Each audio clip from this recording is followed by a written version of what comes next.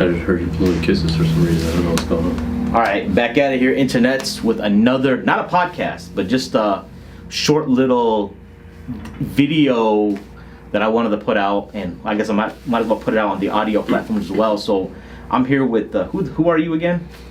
Some dude just... Yeah, so for those of y'all who know, listen to the Mad Mamluks, this is Shaykh Amir Saeed, one of my co-hosts, been running 4 years now. And the concept I wanted to talk about today with him was this idea of networking and connecting people. Because we just had this crazy thing happen to us, right? That I was mind blown, and I've never even met this gentleman. I'm just hearing the story, and I kind of got the ball rolling. But those of y'all who follow me on social media know that I put a LinkedIn post a couple weeks ago about networking, how we go out and connect with people, how even if you're not going to get a podcast guest, you should still go out and meet people and connect, because it's going to open up other doors, right? And sometimes there's going to be these other doors that aren't even related to podcasting, but and that you'll see as far as like connecting people. So I'm going to go ahead and start the story off. And I will say this, that I genuinely have always enjoyed watching people like connect or reconnect in this case, as we'll find out, right? I can totally tell. You know what I'm saying? So a few weeks back, I was in Pittsburgh, PA. I was there to do some recordings, and I went to meet with a brother, an individual by the name of Sidi Abdul Aziz Suraqah. And he is someone who he's known for translating like a lot of texts of Arabic into English. And I wanted to do a podcast with him, but he wasn't quite ready for a podcast. So, but I still wanted to meet the guy. So we met up, we had a late lunch, and we just chilled in his office for about 3 hours. So he's telling me this story, and I'll kind of start. He told me a lot of stories, but this specific story is kind of relevant to what we're talking about today. So back in the late 90s, he was probably in his late teens, early 20s, you know, and he's someone who converted to Islam when he was 14 years old. And so he was kind of doing the whole Muslim thing in the 90s, traveling around the Muslim world, scoping it out, you know, and he's in Pakistan. And he's gonna go from Pakistan to Saudi Arabia to Mecca for Umrah, okay, which is the minor pilgrimage. So right before, a day or two before he's gonna leave, he gets his wallet stolen. So he loses all the money he's got on him. The only thing he has is his boarding pass and his passport, which is the only thing he really needs, right? And he's got his ihram. And I guess the clothes, I guess he still had some clothes and whatnot. So he ends up, says, you know, whatever, I'm not going to miss my flight and look for my wallet. He decides to make the decision to just go to Umrah. So he goes, he lands in Jeddah airport, okay, in his ihram with no money, and he has no idea. And he's got to get it to the haram. He gets to Mecca, which is like, what, an hour bus ride away, roughly. So he's like, I don't know how I'm going to get there. So he just starts praying. And next thing you know, there's a gentleman who he meets in a terminal. He's I think he was of South Asian background, but he spoke English. Because again, Sidi Abdul Aziz Suraqah, he's a white dude from Georgia. For those of y'all who have never met him, he's like, you know, he's basically like a white dude from Georgia, and if you see him, you're like, this guy's an American. So somebody went up to him, started speaking English. They got to talking, and the guy was like, hey, I gotta run. I gotta make my connection. Nice meeting you. Oh, by the way, you know, I've got 300 Saudi riyals. I don't have time to exchange it. Here, just take it. Wow. So he goes and you know, ends up has enough money to basically get a cab to Mecca, right? Goes to Mecca. He's crashing in the haram, right? And you know, and he meets some guys who figure out that he's got no place to stay, and they're like, hey, why don't you just come stay with us, right? So he goes to this like apartment kind of deal, and there's a bunch of dudes just there crashing, and he knows there's this one guy who's probably at the time maybe late 20s, early 30s, roughly, from Algeria, who was in his own little corner and just surrounded by books, piles of books, and this guy was just into his like studies, right? And his name was Abdelkader. And he realized he learned some, and I think he took some lessons from him. The guy knew some stuff, as you could tell, as a young convert Abdul Aziz was at the time, you know, and So he spent some time in Mecca. I don't know how long he was there, but he leaves and he goes and continues his travels throughout the Muslim world. Sometime later, he ends up in Yemen. Abdul Aziz Suraqah, that is, right? He's in Yemen. He's in a place called Damaj, Darul Hadith Damaj, which those of y'all Salafi brothers would know that used to be the spot, right? That used to be, and it's really cheap to live there. So he's telling me the story about how for $100 US he built his own little mud house, right? So he's living at his mud house, and he's going to classes, and it's one of those places that people would go. You can go on the cheap as long as you get there. Once you're there, you're good. You have enough money to maybe build a house, and you're living really simple, right? Yeah. You know what I mean? It's probably similar to what you had in Mauritania. So he's out there studying, and lo and behold, who shows up? This Abdelkader guy that he met in Mecca, right? And this is like the late 90s, right? Yeah, late 90s. Yeah. Yeah. So then he's like, all right. And then he figures out by this point that this Abdelkader guy probably knows more than any other sheikh in Damaj. And I asked Shaykh Abdul Aziz this. I was like, so what about Shaykh Mukbil? Because he was still alive. I was like, yeah, because Shaykh Muk, he's like, listen, when it comes to hadith, I think Shaykh Mukbil still was superior to him as far as hadith went. But in the other sciences, I don't think, I think this Shaykh Abdulkader was legit. So he spent a lot of time.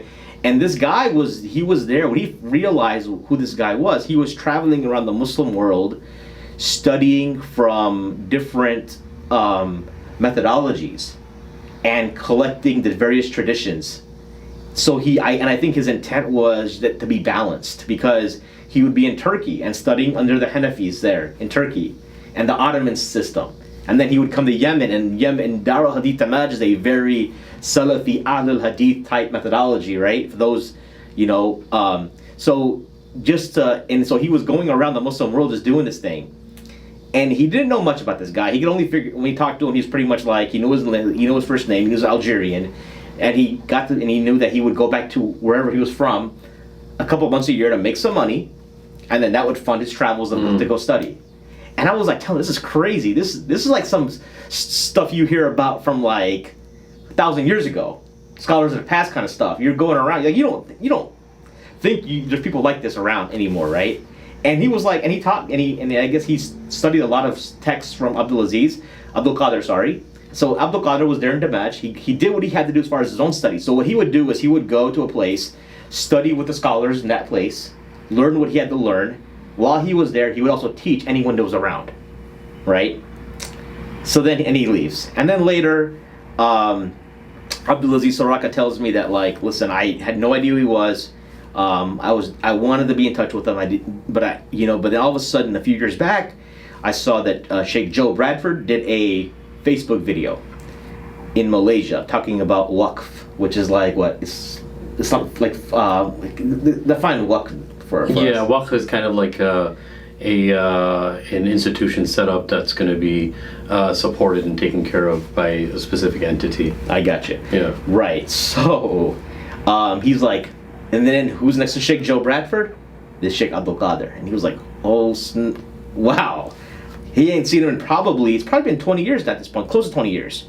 And so he finds out where he's at. I think he connects with him. He's in Abu Dhabi. And he finds out that, and let's talk about humility, because if you listen to Mad Mamluks, you kind of may have seen, we talked about this a little bit, and then Shaykh Amir was like, we should take this offline. And we talked about how people like use the lineage to the Prophet, so peace be upon him, as a kind of like, what's the word? People try to leverage it in a way. Bargaining chips. Yeah. Advantages. Right? So this guy, and so he found out that this dude is from the family, he's Idrisi, he's from the family of Mullah Idris, who is, I believe, Husseini, from the lineage of the Prophet Sallallahu Alaihi Wasallam, right? So therefore, he didn't even talk about him being like a Sayyid, right? And it was like, this guy is something else. So now, I come back to Chicago. We're on a Mad Mamluks last night. I forgot how we talk about this, right? I'm telling y'all the story on the live stream. I'll continue where you left off from Yemen, don't worry. But go ahead. Yeah. And then I'm telling, and then Shaykh Amir's like, I used to know an Abdelkader that fits this description to a T, but there's no way it could be him. Yep. And I'm like, well, there's only one way to find out. That's all. We didn't really talk. We had to run. It was raining. Yep. We had to run out of the studio. We didn't talk about it. I think the next day or two, I think the next day, I messaged Abdul Aziz Suraqah.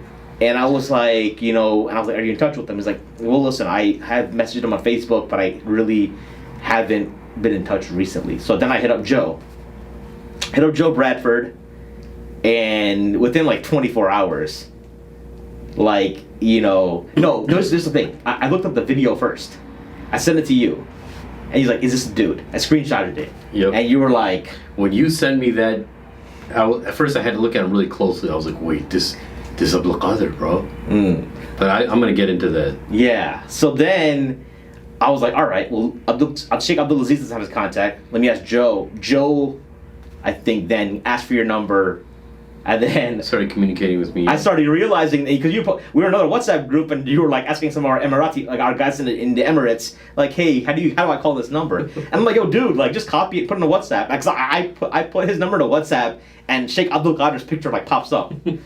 For some reason, I tried doing that same thing you were telling me. It didn't pop up. I don't know why, but it's probably the same reason you couldn't find my other podcasts. But anyways, why don't you leave off from Yemen. Let's just say that Shaykh Abdulkader leaves from Yemen. Yeah. Okay. It was like late 90s probably, early 2000s, somewhere around that time, right? So I went to Mauritania end of 2001 and stayed there till about half of 2003. Right. Cool. Yep. Because I was there for about a year and a half. So the first place I go to is a place called Al-Qura. And I'm just telling you guys this just so you understand the personality of Abdelkader. When I go to Al-Qura, I see a lot of the Algerian brothers, Moroccan brothers. Some of them were like really hardcore Salafi, and when they found out that me and some of the brothers that I went with were Hanafi, they didn't really, like if we missed Jama'ah in the masjid and we'd be praying in our own area, they wouldn't be comfortable with us leading Salah because we were Hanafi. Cool. Mm-hmm. That's how pretty strict they were on their minhaj. Mm. So I got used to these brothers. I was cool with them, whatever, you know. But when it came to religiosity stuff, they were pretty cutthroat. So I kind of got a taste and built up my own idea of a lot of the Algerian brothers that were there. So then I go to the other place called Nabaghia. Cool. It's completely different place than Al-Qura. Al-Qura is where Sheikh Mohammed Salim Al-Adud al-Shankiti. Yes. That's and his nephew Sheikh Mohammed Hassan Al-Dado. So okay, right? So those That's their place. It's called Al-Qura. Is that like a university? Like what? Like it's just like it's a mahdara. It's a place where you wake up in the morning, whatever text you're studying, you go and read it with the sheikh. You have a whole bunch of people surrounding him. He explains the text to you, and then you go back and you study those same texts with other students. And so it's not a formal university. It's not a formal university. It's a traditional. It's a very traditional kind of place. Okay. Yeah, it's very traditional. There's not like, okay, there's this one class happening at this time and that class happening. Not even like a madrasa. It's like everyone's studying their own thing, but there's one time where you meet the sheikh from anywhere from 10 a.m. to like Dhuhr time, and everyone's reading their text, whatever they memorized. Right. It can be 5 lines, it can be 2 lines, it can be 20 lines, whatever the case is. So then I go to Nabaghia, and I'm still learning the beginning of Arabic language. I start feeling that I'm not moving fast enough. I start going through this downward spiral. I really didn't tell too many people about this, but I went through this downward spiral where I was like, man, I'm not learning like I'm supposed to. I see all these people learning really fast, and I'm still struggling with the Arabic language. So I met some Algerian brothers and Moroccan brothers in this new place called Nabaghia. So I met this really cool brother named Rashid, awesome guy, Allah preserve him, one of the best human beings I've ever met. And then I met him at the masjid. He goes, where are you from? And I'm trying to speak to him, whatever Arabic that I knew. He's like, all right, why don't you come to my place and we'll have dinner? So he lived kind of in the town. He lived like not where the students lived. So I go to his place. Nabaghia is a city? Nabaghia is a little village. It's a little town, tiny town. You literally, there's a few main roads in Mauritania, in the wilaya of Taraza, the state of Taraza. And then you get off the road, you go like 40 kilometers into the desert where it's completely empty, and all of a sudden there's like a town there. What drove you to, because Al-Qura is known in America, right? What pushed you to go to this place? Somebody told me about Nabaghia, and they said that it's a whole different type of learning, it's a different type of atmosphere. Just switch it up a little bit. you know. And Al-Qura, there was some English-speaking brothers there too. I kind of went through this phase where I was like, okay, I got to get away from everybody that's English-speaking because I have to do what's best for me as far as my learning. So I kind of just got away from where a lot of the Westerners. There were a lot of French guys there and a lot of American guys. Or American guys started pouring in over there. Yeah. Because of Sheikh Mohammed Hassan Dado and how, you know, popular or famous he was. So I go to Nabaghia, and then Rashid invites me to his place. Moroccan dude. I go there. I sit down. You know, he gives me some water or some milk or whatever the case is. And then there's some dude in the back in the corner of the room, and he's sitting in this mosquito net thing, and he's just studying. He's reading. And he goes, Assalamu alaikum, wa salam, how are you, this and that, my name is Abdelkader. I was like, oh, I really didn't think much of it, you know. You know, just wearing his chill clothes, wearing like a undershirt and like a sarwal, you know, pants, and just chilling, you know, reading. And they didn't have electricity, so he was reading under candlelight, right? So I was like, oh, what are you doing here? I was trying to just communicate with him. As he knew French too, he knew some English too, he knows a little bit of English too. And then I started kind of visiting them regularly because they became my friends.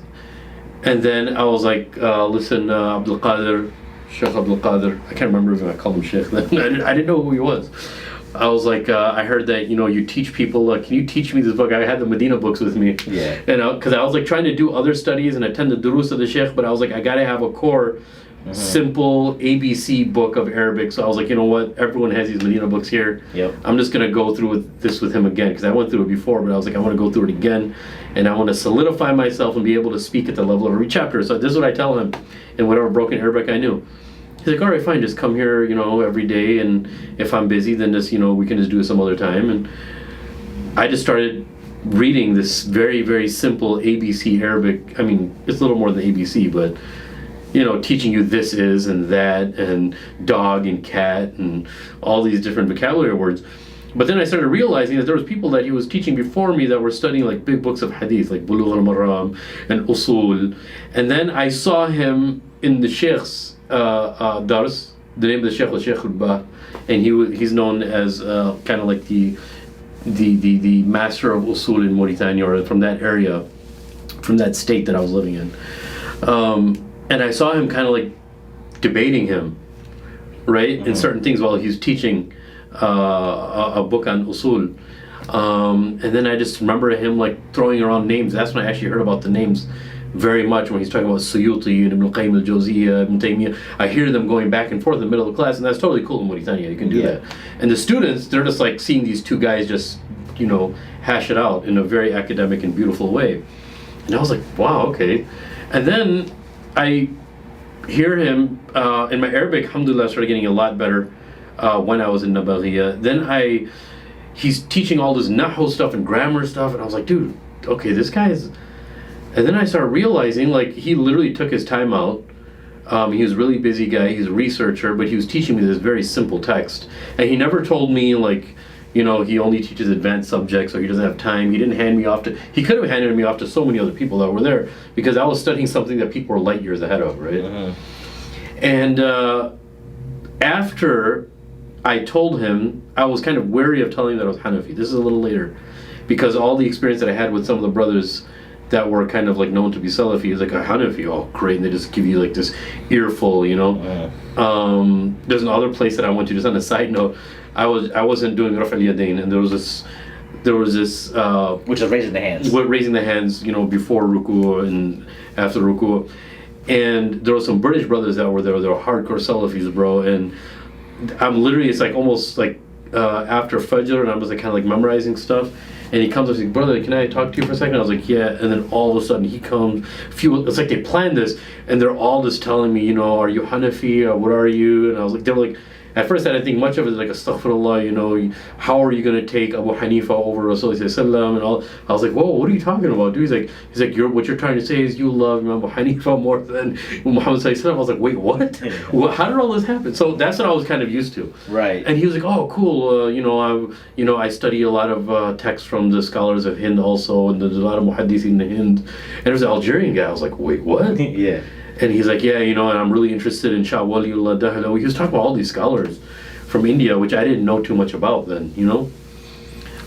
So I was really interested in this guy. Because this is the first spot, because in your travels, you did Mauritania first. Yeah. And then India, then Egypt. Yeah. Okay. Yeah. So I never thought, just fast forwarding up until now, once in a while. How long did you know him for at the time? Like, I guess how long?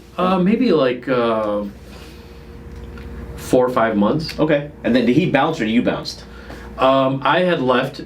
I went back to Qura. Yeah. And then I went to another place. But that was it. I think I may have seen him in the city once or twice, like on one of the weekends. A lot of times students, they would go on the weekend or whatever and just stay in the city and talk to, back then our cell phones didn't work in the desert. There were no smartphones back then.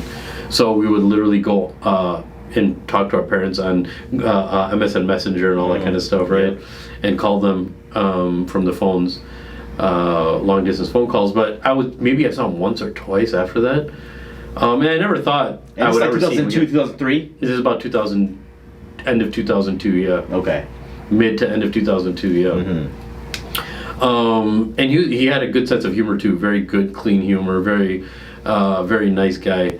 I never thought I'd hear about him again. I was like, okay, the world is a big place, and whatever. Just once in a while, I would think about certain lessons that I was in, and I just have a glimpse of him in my mind, and that would go away. But I never thought that I would connect with him. And I literally, on Facebook, I found his page on Facebook, and I sent him a message, and he gave me his number also. Sheikh Joe Bradford connected us to, you connected us to, and he sent me a message. I could probably read it. I left my phone, but he's like, you can message me anytime you want. We could talk and this and that. And from what I remember, I guess the way he was talking to me, he remembered me, and I'm pretty sure he would. I think I was the only American at Nabaria at the time. But I'm actually really excited, and I was just doing some research with him about him online, and I saw like he's like working with like economy groups like Islamic Economy and Muslim and other organizations, I guess. Yeah. But it was that's one thing that I think that people have to understand is, one thing is, Maheen, like I've always told you this, you're one of those guys that is really, really just cool with everybody, and you got tons of connections, right? But the other thing is, one realization that I came to is, like, I would never believe that you would be the middle person to link me up with Abdelkader, right? So one thing that you have to understand, I'm pretty sure you already understand, and your listeners understand, is that's also something that Allah gives people, right? Not everybody has that. Like, I met a lot of people on my day too, but I don't have any touch with them. I don't have any contact with them. Right. Sometimes I forget about people. I forget to call them. Like, there's very, very few people that I actually call, maybe like my parents and here and there. Because it's like your nature. It's like my nature. I totally just, when I'm busy with things, I totally forget about everybody. Yeah. Even when I was in India, I had relatives in India. I was like, dude, how come you never call us anymore and stuff like that while I was studying in Nadwa. Right. And I was like, dude, I completely forgot. Like, for me, it's almost stressful keeping up with people because I forget to do it. It's a really stressful. Or is it almost like, I remember one time you were telling me there's like, it's like your culture, like your family is kind of in a sense is like, you're worried about burdening people. Sometimes, yeah. It's like you call them up, it's like, am I bothering them? Or like looking for the option. Yeah. Or it's like, oh, I don't know if I should call them now because they might be busy, and then you're never calling. That's one part of it. It's in another on another level, yeah. But generally, I'm very forgetful, and I'm not good at making connections with people. All right. But ever since I met you on the podcast, like through Mad Mamluks and everything, you're like this middleman guy that's constantly just, oh yeah, I know him. Oh yeah, I know. I was like, dude, how do you know all these people, bro? And there's some people that I known. I think it was like, we're talking about someone named Hawais, or even like, there's very few people that I knew, even in the United States, who knew about Shaykh Hassan Adada or Shankita, and you knew so much about him when I met you. I was like, how do you know about this guy, man? Like, I have to like tell people about him. Right. So you're, mashallah, I think that connection that's given from Allah, man. Like, you're just one of these people, and I'm not saying this, I really mean this. Whenever I find these things out about you, all I can think of is qadr, man, because it's like Allah subhanahu wa ta'ala placed you amongst people, and you're just this connection guy that knows all these different people. Right?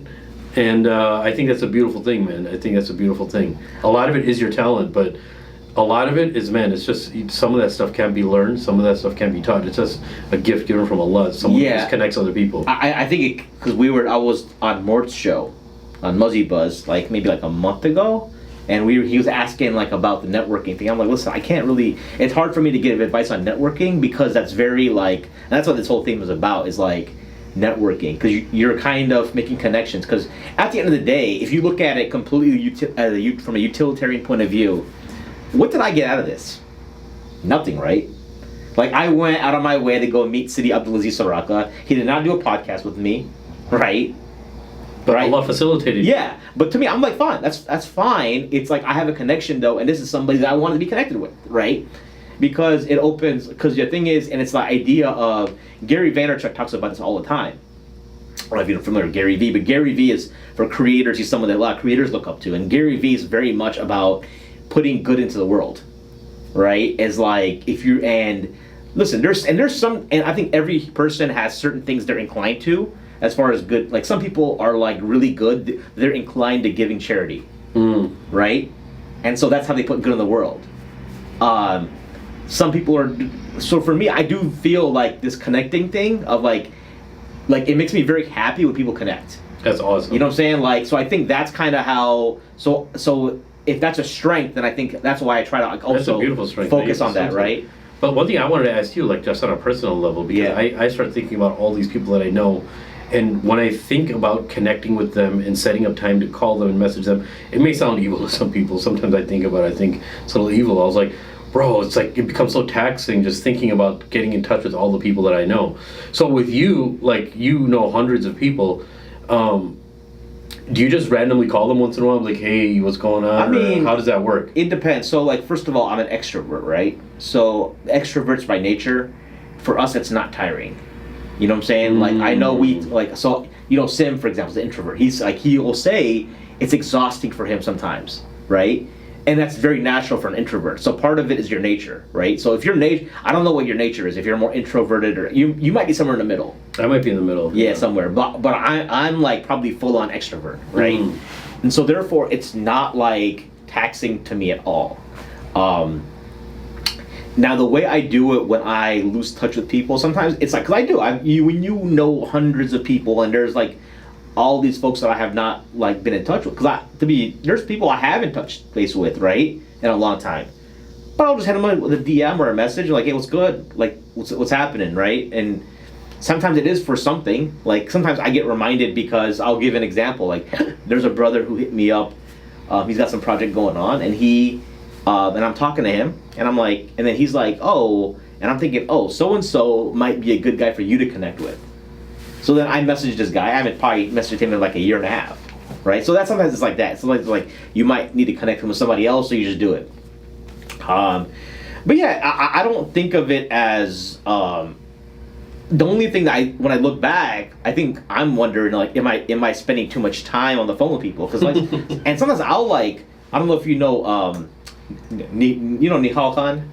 Yeah. You met him or you know of him? Yeah. I think I met him. He's he went to Nadwa. Nihal Khan he's an imam in Connecticut right now. So he went to graduate Nadwa Ulama. I don't remember the last time I met him, like in person. Maybe a decade ago. So we talked on the phone for like 2 hours, I think, a few weeks back. So sometimes I'm like, there are days when I feel like I've spent the entire day just catching up with people on the phone. Really? Do you ever are you like one of those people that feels guilty if you haven't talked to somebody in a long time but you need something and you know they're connected? Do you call them and like apologize that you haven't? Like, I have a tendency of doing that. Like, when I need something, I was like, oh, that dude, he's that connect. I need to talk to him, and then I almost have to like prepare like an apology before I call them. I don't apologize. I mean, I think people understand that you can't keep up with a million people. Do people really understand that? I think. Or it's like, dude, you called me out of the blue. Like, what do you? Well, some people are like that, right? So it just depends. Like, I'll give you an example of somebody who I feel like, I think you do gotta warm it up, right? So I'll give, like, so there's a guy who used to be my landlord, Imad. He's good dude. He, you know, when I lived in my townhome in the burbs before we got our house, he was my landlord, and he knew his stuff as far as houses went. So I knew that because he took me to the house he gutted and rehabbed, and I was like, this joint is freaking amazing. And so I would hit him up for all house questions, right? And then I lost touch with him until recently again. But like, actually, it was because he added me on. He like followed me on Instagram or something, right? And so I started messaging him, and then I had a question for him. So I hit him with a question. It was like, I don't need anything. It's just like, hey, I got a question. You know, what's good? But like, I think you should warm it up. You shouldn't like wait to like. I think if you want to go about it strategically, because it's going to be really hard for you to think about every possible scenario you might need somebody for, right? But I think it should, like some people even said it, like when you in your career, in for my like you work a job, they always say you should set up like recurring alerts on your Outlook to get in touch with people. Is it? Yeah, like there is a focused intent there, where every 3 or 4 months you're sending people stuff. You, and there's certain people you're going to connect with more frequently than others. But like, I mean, when you need a job, like that's like the one area where people really drop the ball is like their professional networks. Like if they're in a field like I'm an engineer, and if I want to go work at another company, most likely it's going to have to be through networking in. It's not you, like you're not, the reality is you're not just going to apply on the website. They're going to see thousands of resumes, and your resume is just going to get buried in this black hole, right? So I think... Do you find those transitions are easy for you because you network a lot? Do you find that you don't really have to even worry about that because you just naturally just end up linking up with somebody that works at a place if you want to work there? For the most part, like it hasn't been like complete, it's not been like years. But sometimes it is somebody that I might know. Like, for example, like I haven't known. There's a brother at a company that I know he listens to Mad Mamluks. He's more friends with Sim and Morton, you guys, right? I don't think I've ever met him. But I just hit him on the DM. He's like, hey, man, I know we're connected on Facebook and like Instagram, but I know you work at so-and-so. I want to know if you have some time to chat on the phone, right? I don't think nothing of it. People hit me up for stuff all the time. That's cool. You know? To me, it becomes inauthentic. I've had some people approach me like, hey man, it's been a while, like what's good? I'm like, I never kicked it with you before. like it's like, and they're out of town, like, hey, so I think that's where it's like, okay, like, I don't think I've ever chilled with you. So now when people try to front, to me, I'm just really like authentic about it. And then whatever happens. But again, I think this is my natural tendency. So I don't know how easily it can be duplicated. I think I can get better at it though. That's awesome. You know what I'm saying? I think I can get better at it. I think there has to be a way to do things. But then, but it comes out to like going out of your way to do stuff, right? That's part of it. So I want to say that Dr. Bart Ehrman. Mm-hmm. So I do the podcast with him, right? Mm-hmm. And so I don't know if I ever told the story on air, but here we go. So I did the podcast with him while I'm recording on the way to the airport, dropping him off, right? And so he leaves his telephone in my car. So I drop off at O'Hare. I'm driving back. I'm like 20 minutes out now from O'Hare. And I see some flash going on. It's like corner of my eye. I'm like, what is that? So I'm like, uh-oh. I pull over to a Walmart. That Walmart on 83? Mm-hmm. I pulled over so you're on North Avenue? Yeah. 83 North Avenue? That one right here. Yep, that Super Center. Wow. So I had left O'Hare, and I'm like, oh, snaps. That's Ehrman's phone. It's like an iPhone 10 or something, like a big thing, right? And I guess I'm like, how do I get... So I'm like... trying to get in touch with him. I think I sent him an email because I didn't have his phone number, and we didn't have his phone on him anyways. So I sent him an email and it's like, hey, I got your phone and I'm on my way back to O'Hare. And so I tried to go back, and that was security being rammed. It's like October, and I knew I was like, all right, I know he's flying back to probably North Carolina because he's a professor at UNC. So I and I remember what airline he was on because of his the departure, I remember where I dropped them off. So I parked my car, run to the ticket office spot. I'm like, I got this guy's phone. He's on your plane. Can you get it to him? And they were like, but it's it's a the phone itself has a clear security and all this stuff. They're trying to page him, and I'm trying to message him, by the way, because he's checking his email. I think on probably his laptop. So he's messaging me via, and he's like, hey, thanks for going out of the way, but actually if I come back, I'm gonna miss my flight. So I just ended up overnighting to him. Wow. The next day. I think the next day or two. And then he was like, hey man, you're a lifesaver. And then he sent me it cost me $100-some to overnight. It's like a couple $100 back. I'm like, you overpaid me. He's like, don't worry about it. Take your wife to dinner or something. So, I don't know. You know what I'm saying? So I think stuff like that, just like, you know, I mean, I don't know. Things like that come naturally for me, I would say. Some people will be like, because he was like, for him, he made it sound, I think from his point of view, that I burdened myself. But I was like, well, I mean, I'm like, dude, you need your phone. Like, Yeah. I mean, like, and he had to be on a flight to, like, he was going to a conference in, like, New York City or something on a Tuesday. So I had to make sure I got his phone out in time. Because it was a Sunday when I was trying to get his phone out. And there's, like, nothing open on, no one shipping on Sunday. Yeah, you're right. You know, and so I had to, like, I think he said he got his phone, like, an hour before his cab came or something. Oh, wow. You know, so he was real thankful for it, right? And he's like, hey, I would like to do another podcast. Because when I first spoke to him, the first podcast, he was like, I was like, hey, well, help, you know, maybe we can do a follow-up. I'll come to UNC or something. You know, we can. He's like, you know, it's not really my thing, but appreciate the sentiment. But then he was like, hey, maybe we can do another show. Because I think it's like now he's like, you know, he's like, all right, well, and I don't want to make few people feel like they owe something. Yeah. Right? It's just, you know. I was just going to ask you about that, yeah. You know, but so I mean, it is what it is. But you know, I just think that. But I'm hoping that, like, man, I would love, like, you know, what would be awesome? Like, we can take a road trip. We can take a Mad Mamluks trip to, like, Dubai, and I want to be there when you meet Shaykh Abdulkader in person. Oh, that'd be dope, dude. In Abu Dhabi, right? He's in Abu Dhabi, right? Yeah. Right. So that awesome. to me that is like, I get a lot of joy out of that. So that means that you'd be willing to pay for the ticket too. Hopefully. For your happiness, right? Yeah, I mean, joking. well, who knows? You know, if things open up, who knows? I'm just joking. You know, if that's a. By the way, how long? I know this is probably not even, you didn't expect this, but in the podcast. But how long has Sultan the Sneakers been? When was your first launch? I first started recording in August of last year. So, and so the first episodes came out. Man. The first episodes came out like late September. Wow. Yeah. But I'm gonna put this on my Instagram, Mahi the Podcaster. Mm-hmm. So I'm gonna start introducing myself as Mahi the Podcaster. I think that's pretty cool, man. Just because, you know, so if anyone wants to start up a podcast and y'all need some help, hit me up in the DM. First, I'll say 20 minutes free call.